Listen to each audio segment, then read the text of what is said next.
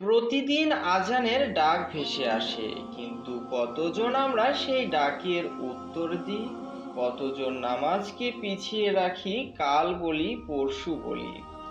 একদিন আসে এমন একটি মুহূর্ত যখন মানুষ বুঝতে পারে দুনিয়ার সব দরজা বন্ধ হলেও আল্লাহর দরজা সবসময়ই খোলা। আজকের গল্পটি এমন এক যুবকের যে নামাজকে ভুলে গিয়েছিল, কিন্তু আল্লাহর দরবারে ফিরে এসে তার জীবন বদলে গিয়েছিল। আজকের গল্পটি হলো হারিয়ে যাওয়া নামাজ। একটি ছোট্ট গ্রামে থাকতো আব্দুল্লাহ নামে এক যুবক। সে মোটামুটি ভালো মানুষই ছিল, কিন্তু তার একটি বড় ভুল ছিল। সে নামাজকে গুরুত্ব দিত না। ফজরের আজান হতো কিন্তু সে ঘুমিয়ে থাকতো। দুপুরে কাজে ব্যস্ত থাকতো। বিকেলে বন্ধুদের সাথে আড্ডা দিত। রাতে আবার মোবাইল নিয়ে বসে যেত। তার কাছে নামাজ যেন পরে করার একটা ব্যাপার ছিল।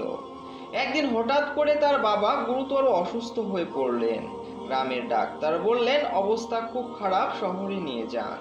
আব্দুল্লাহ তাড়াহুড়ো করে বাবাকে শহরের হাসপাতালে নিয়ে গেল। ডাক্তার বললেন আমরা চেষ্টা করছি, কিন্তু এখন আপনার বাবার জন্য দোয়া দরকার। সেই রাতে হাসপাতালের করিডোরে একা বসে আব্দুল্লাহর বুক ফেটে কান্না এলো।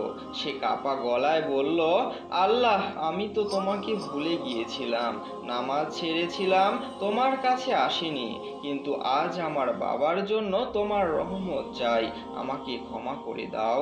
পরদিন সকালে ডাক্তার এসে অবাক হয়ে বললেন, আপনার বাবা আস্তে আস্তে সুস্থ হয়ে উঠছেন। আব্দুল্লাহর চোখ ভিজে গেল।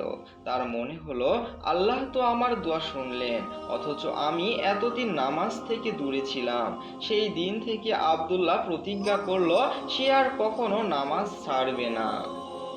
কিছুদিন পর এক বন্ধু তাকে ডাকলো আড্ডায় যেতে, কিন্তু আব্দুল্লাহ শান্ত গলায় বলল, না ভাই, আড্ডা পরে হবে, প্রথমে আমার রবের সাথে কথা বলা দরকার।